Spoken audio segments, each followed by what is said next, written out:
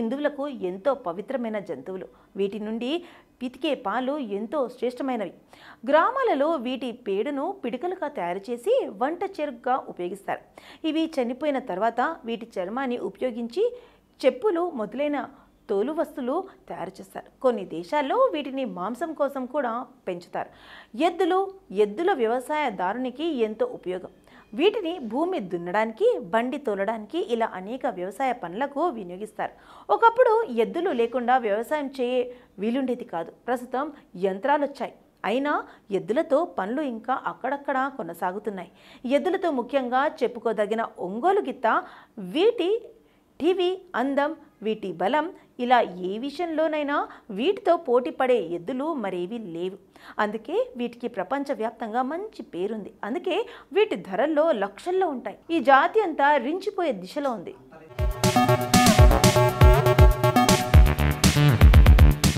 హిందువులకు ఆవు ఆరాధ్యమైనది. ఆవుల్లో సకల దేవతలు ఉంటారని పురాణాలు చెబుతున్నాయి.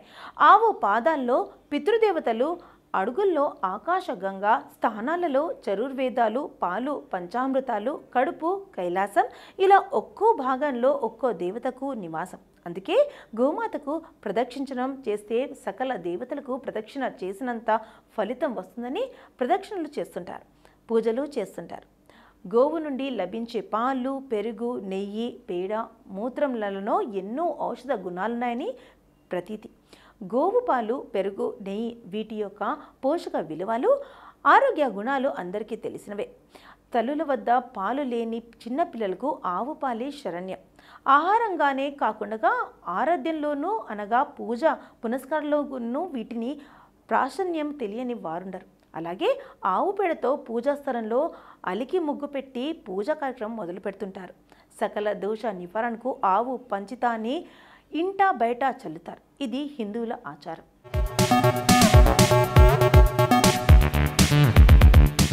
ఆవు పంచితాన్ని మరిగించి వచ్చే ఆవిరితో తయారు చేసిన ఔషధమే గోమాత ఆర్క్. చీరాల పట్టణానికి చెందిన రామ్దూత గో సంరక్షణ సంఘం దీన్ని తయారు చేసి విక్రయిస్తుంటారు. అందులో మన శరీరానికి కావలసిన నత్రజని, గంధకం, అమోనియా, పొటాషియం, విటమిన్లు, లవణాలు పుష్కలంగా ఉన్నాయందున గోమూత్రానికి సర్వరోగ నివారణగా మంచి పేరున్నది.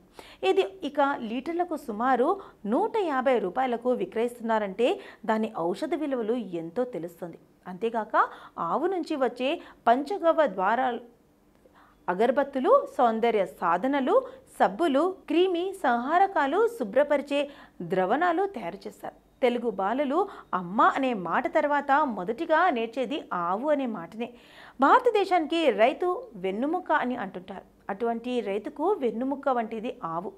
రైతుకు భూమి లేకపోయినా ఆవులుంటాయి. వాటిని అడవుల్లో మేపుకొచ్చి వాటి పాల ఆధారంగా బతకగలడు. ఆవుకు పుట్టిన కోడేలు రైతుల భూములను దున్నుతాయి.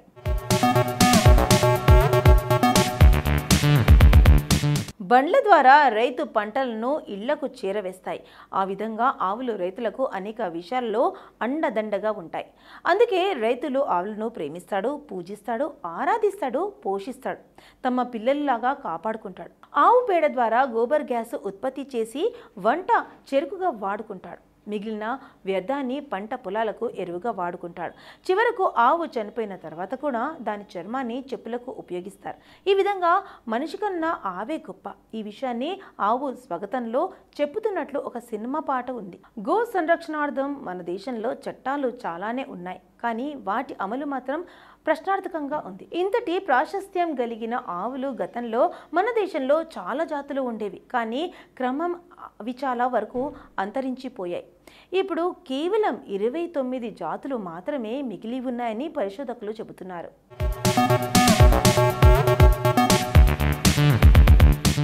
బాంబే స్టాక్ ఎక్స్చేంజ్ భారతదేశంలోని పురాతన మరియు ప్రముఖ స్టాక్ ఎక్స్చేంజ్లలో ఒకటి.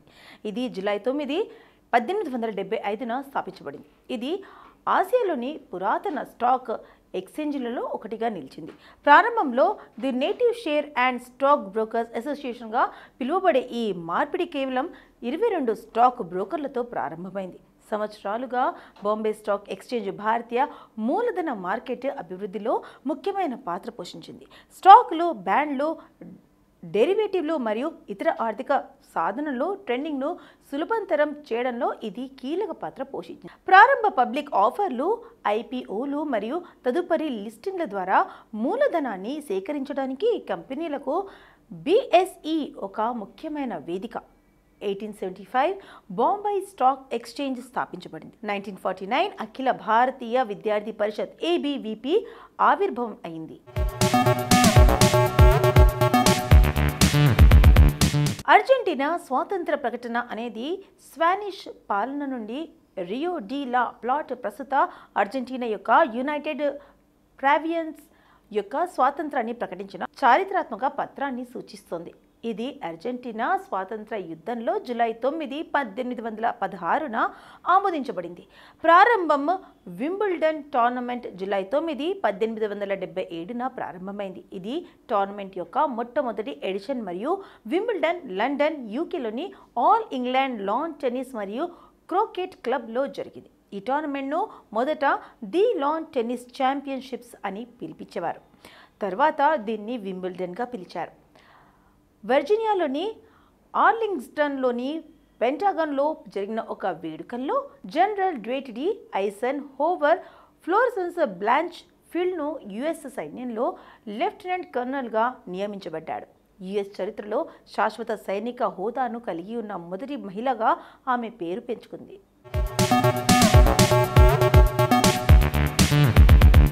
సంజీవ్ కుమార్ ఒక పేరు పొందిన భారతీయ చలనచిత్ర నటుడు. ఇతడు అనేక అవార్డులను గెలుచుకున్నాడు. వాటిలో ఉత్తమ నటుడిగా 2 జాతీయ చలనచిత్ర పురస్కారాలు ఉన్నాయి. ఇతడు సినిమాల్లో విభిన్నమైన పాత్రలను ధరించి ప్రేక్షకుల అభిమానాన్ని పొందాడు. సంజీవ్ కుమార్ అసలు పేరు హరిహర జేఠాలాల్ జరీవాలా. ఇతడు గుజరాత్లోని సూరత్లో ఒక గుజరాతీ పటేల్ కుటుంబంలో 1938 జూలై 9న జన్మించాడు. ఇతను తన నట జీవితాన్ని నాటక రంగం ద్వారా ప్రారంభించాడు. మొదట ఇతడు ముంబైలోని Indian people's theatre association IPTA పిమ్మట ఇండియన్ నేషనల్ థియేటర్ సంస్థల నాటకాలలో వేషాలు వేశాడు. రంగస్థల నటుడిగా ఇతడు 22 సంవత్సరాలు ముసలి వేషాలు వేశాడు. ఇతని సినిమా ప్రస్థానం 1960లో హమ్ హిందుస్తానీ అనే సినిమాలో ఒక చిన్న పాత్ర ద్వారా ఆరంభమైంది. 1965లో నిషాన్ అనే సినిమా ద్వారా కథానాయకుడిగా వేషాలు వేయడం మొదలుపెట్టాడు. 1968లో సంఘర్ష్ సినిమాలో ప్రముఖ నటుడు దిలీప్ కుమార్తో కలిసి నటించాడు. ఇతడు హిందీ సినిమాల్లోనే కాక మరాఠీ, తెలుగు, పంజాబీ, సింధీ, తమిళ్, గుజరాతీ సినిమాల్లో కూడా నటించాడు.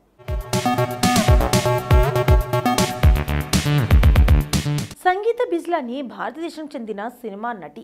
ఆమె 1980లో మిస్ ఇండియా విజేతగా నిలిచింది. సంగీత బిజ్లానీ 1988లో ఖాతిల్ సినిమా ద్వారా సినీ రంగంలోకి అడుగుపెట్టింది. సంగీత అజారుద్దీన్ల వివాహం నవంబర్ 14, 1996లో ముంబైలోని తాజ్ మహల్ హోటల్లో జరిగింది. అప్పటికే నౌరీన్ను పెళ్లాడిన అజారుద్దీన్ సంగీతను పెళ్లి చేసుకునేందుకు నౌరీన్కు విడాకులిచ్చాడు. అజారుద్దీన్ సంగీత 14 ఏళ్ల వైవాహిక జీవితం తర్వాత 2010లో విడాకులు తీసుకున్నారు. సంగీత బిజ్లానీ 1960 జూలై 9న బొంబాయి, మహారాష్ట్రలో జన్మించింది. బిజ్లానీ 1988లో ఖాతిల్ అనే మూవీతో బాలీవుడ్లోకి అడుగుపెట్టింది. ఆదిత్య పంచోలి సరసన నటించింది. ఆ తర్వాత త్రిదేవ్, హత్యార్, జుర్మ్, యోధా, యుగాంధర్, ఇజ్జత్, లక్ష్మణ్ రేఖా చిత్రాల్లో నటించింది. సినిమా ఇండస్ట్రీలో హీరోయిన్గా ఎదగడం అంత సులభం కాదు. చాలామంది ఎన్నో అవస్థలు, కష్టాలు ఎదుర్కొని ఇప్పుడు ఇండస్ట్రీలో రాణిస్తున్నారు. హీరోయిన్గానే కాదు, క్యారెక్టర్ ఆర్టిస్ట్లుగాను సినిమాలు చేసి రాణిస్తున్నారు.